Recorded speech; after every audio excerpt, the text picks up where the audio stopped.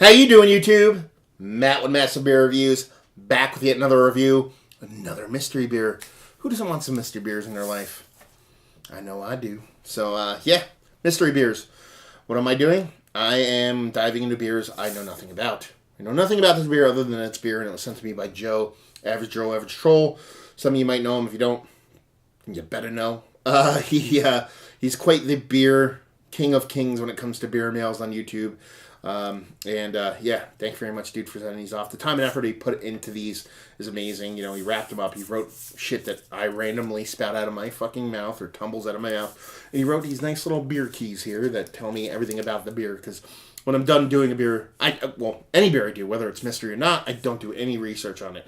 Any information I have is just stuff I've gleaned because I love the beer world and I kind of keep tabs on things, but I actively don't look up anything I'm going to review just because I don't want to know anything. So a lot of times I'm left at the end going, I have no idea about this and no idea about that. And that's what that covers. So thank you very much, Joe. As far as what this one says on here, words, beers, and stuff. Because sometimes I just say, words and beers and stuff. So yeah, let's crack into this little bomber action. Give this a whirl. Got this little ghetto bottle opener here. See what we have. Words and beers and stuff. What do we got here, YouTube? A bit darker. Definitely on the barley wine side of things. Pretty dark stuff. Pinky finger. Nice, uniform, tightly packed, bubbled head. Nice creaminess, especially for the wideness of the glass. A lot of times you can end up having a rocky head even if there's a creamier head on it. It's got this nice murky doo-doo water kind of vibe going on there. Definitely exactly where I like my Belgians, my barley wines, and a lot of my darker beers are kind of skewed with that kind of murky, almost like it's a New England style hazy IPA, but in your browner realm. So yeah, heads on it. North khaki, south of that malted malt ball in color. Let's see if we can get a nose on her. Whew. Okay. Whew. Okay. Okay. Maple syrup. Maple syrup. Holy shitballs, there's maple syrup inside this motherfucking beer. Good God. Gonna get the bettas up in here. Maple syrup. Coffee. This is pancakes. I didn't know they put pancakes in beer. Maple syrup and coffee. There's something else going on there, like a smokiness, maybe a smoked malt. But yeah, it's so sweet. Maple syrup out the ass. Coffee definitely there. This reminds me, I hunted for a couple of years. Grew up in northeastern Pennsylvania. Well, I grew up in New Jersey, moved to northeast Pennsylvania when I was 12. Went hunting a couple of times. Never actually did anything for you vegans out there. I'm pretty non-aggressive person, but except with hipsters and Ewert and a couple other people. Anyway, before we would go, I would always go with my buddy and his father, and they would always take us for breakfast. It's called Spanky's in Newfoundland, Pennsylvania. The day someone stumbles upon this review, a beer review, and I mentioned Spanky's from Newfoundland, Pennsylvania, is going to be the day I stop doing this, because someone's going to be like, holy shit, Spanky's. Anyway, that's what this reminds me of. This reminds me of coffee. This reminds me of pancakes and bacon. And, yes, I was a 14-year-old kid drinking coffee at 4 a.m. Anyway, so yeah, definitely getting maple syrup, that pancakes vibe. Definitely getting coffee. And there's like a smoky bacony thing kind of going on there. I don't know where that's coming from though, but let's dive into this. I have no idea what the fuck this is. It's sweet. It's got to be a barley one or something like that, so cheers. Or one of those kind of like, they just don't give you a name of the beer. It just says whatever ale.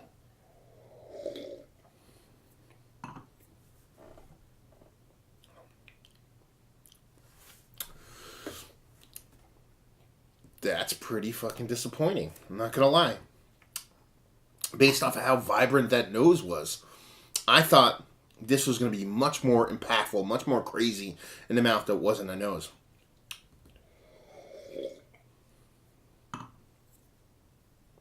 You kind of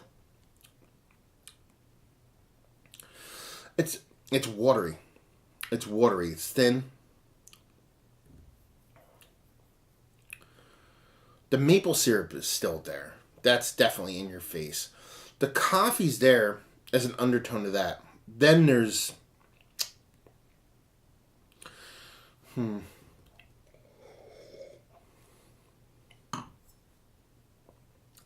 a sweet spirit, a barreled spirit.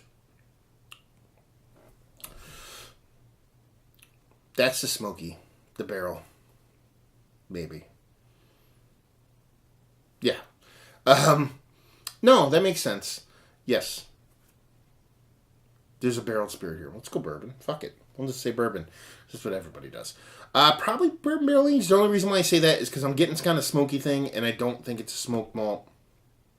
And I get it. It's kind of like a smoky thing. It might be barrel char. And it tastes like there's like a sweet kind of spirit thing going on, and it's thin. Now, it tastes like it has some punch to it. I would put this up there, give or take around a double-digit range. But it's thin. So with all this going on and being thin, I assume maybe it was barrel aged. It kind of got a little bit thinner from the barrel. That's pretty much it. Very, very sweet. Very sweet. That maple syrup is the star of the day. A little bit too much of the star of the day for me, but yeah. A share beer. Or something like to share with people. Probably wouldn't want to drink a whole bomber of this to my head, but sometimes you got to do what you got to do. So that's pretty much it, yeah. So I have no idea what kind of beer this would be. I don't think it's a barley wine.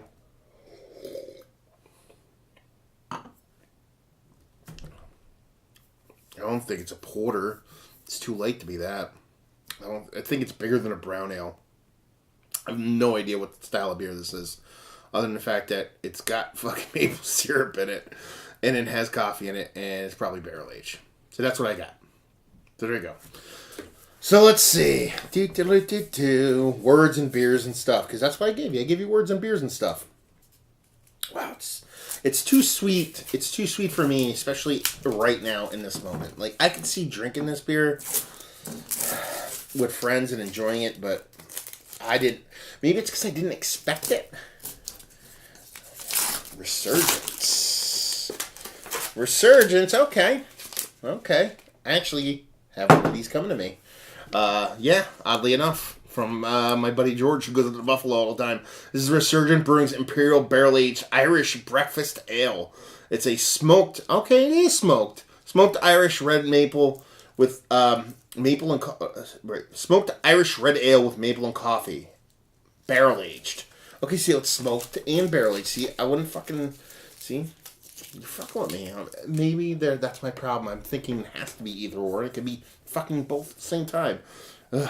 Anyway, it says here, the imperial version of Resurgent's favorite concocted with roasted leprechauns, this big red ale. It's red ale? I guess. Boasts flavors of smoked bacon, maple syrup, and fresh roasted coffee. We bumped the ABV and aged this in barrels to melt out the flavors. The resulting brew is a perfect blend of sweet, savory, and warming. Slante. 9.5% alcohol by volume. It says Imperial Barrel Aged. It doesn't say anything about spirit, so I'm probably wrong on that. Could have been just the sweetness from the maple syrup. But it's, I didn't, it's roasted. It's concocted with roasted leprechauns. I didn't get the leprechauns in it at all. I didn't get the red ale. I didn't get much beer-ness out of it at all. That bacon, maple syrup, and fresh roast coffee. I wouldn't bacon pancakes and coffee at Spanky's in Newfoundland, Pennsylvania. And, not too shabby of a beer. A little bit too sweet for me, but at the same time, kind of fun. I like Resurgence, though. I like their sponge candy stout in all its iterations. Joe actually sent me one of those too in mystery beer, and I fucking butchered the living shit out of that one. But yeah, it's all right. I wonder if barrel aged. I wonder if there's a spirit in there. I'll have to look into this after this. Anyway, there's fucking notes. See, this is why I forget to read these goddamn things. I'm so used to not reading any of this shit, and I'm like, wait a minute, Joe left a note, so he should probably tell me. So yeah. I want to see what this like. What this is like with time. Which, like I said, I have a bottle coming for my buddy George, so I will have that going on for me. It says here, Resurgence Imperial Barrel Aged Irish Breakfast Ale, Imperial Smoked Irish Red Ale, 9.5% alcohol by volume, February 2017. This was released at the brewery on February 18th, along with their regular non-barrel aged version. It also hits retailers and is pretty readily available. $12 at the brewery. Actually picked this one up at Wegmans for $9.99. It's always nice to get it for $2 cheaper. Not sure how that works, but maybe we have some Pizza Boy shit going on. The joke is Pizza Boy. There you go. Anyway, I dig the base beer, and this is the first time that they brew this, so I have no idea how it will turn out. Hopefully, it will go well for your sake. Don't know if it's actually spirit barrel aged or barrel aged, but I definitely got some additional sweetness on top of the maple syrup. Maybe that's making shit up. The smoke is cool, actually. It's very subtle, and it was confusing, so I like that. It's just that maple syrup was just too big for me. It's just too sweet. And it's thin. That's the problem. It's thin. I don't want it to be thin. It's too thin for what it should be, especially its ABV. It's a showy beer. It's a gimmick beer. And I say that not in a negative way. There's a lot of gimmick beers I enjoy. But it's just like it's trying to do something that's kooky, and while it delivers impact, it doesn't deliver something refined. I don't even want it to be refining. I want this to hit me in the face with a 2x4. I want it to be somehow cohesive in the end. And it just kind of misses that mark, especially with the thinness and that overly sweet kind of maple syrupiness. So yeah. Let's talk about it. Is this one of the better Imperial Red Ales? No. Barrel-aged Red Ales? Barrel-aged maple-based beers. Let's put it that way that I had as of late. No. Just that maple's too sweet, it's too thin, and everything's a little bit disconnected. It's not bad, it's not negative, but it's definitely too much for me to drink by myself. Value availability, again, $10 for a bottle. You can get it in and around the Resurgence Buffalo area, and just say if you like we like this. If you like sweet beers, if you like, I'm going to say this with wait for the end. If you like Funky Buddha beers, they like doing a lot of adjuncty things with a lot of flavors. I think they do a little bit better. Blending and marrying a lot of those flavors together. So I'm not calling this on the level of Funky Buddha. I'm like, you like those beers. You like sweet beers, creme brulees, Lizard of Kaz. If you like very sweet beers, or you like coffee, and you like, I don't know, drinking a beer that tastes like breakfast when you had it as a kid, I guess you'd like this beer because, and it's whole, it's fun. It's kitschy. Like I said, it's a gimmick beer. I don't mean to diminish the beer by saying it's gimmick beer, but it's fun. And sometimes fun is all you need. So there you go. Another review in the books, another mystery beer in the books. Hopefully you guys enjoyed the review. If you didn't, anywhere in between, please leave a comment in the comment section below. Like, subscribe, and all that fun stuff. Facebook, Twitter, Instagram, Untapped, Massive Beers at all four of those places. And yeah, another review down. So hopefully you guys enjoyed the review. Hopefully you guys enjoying a nice homegrown beer right now. Homegrown mystery beer right now. And hopefully see you next time. Cheers.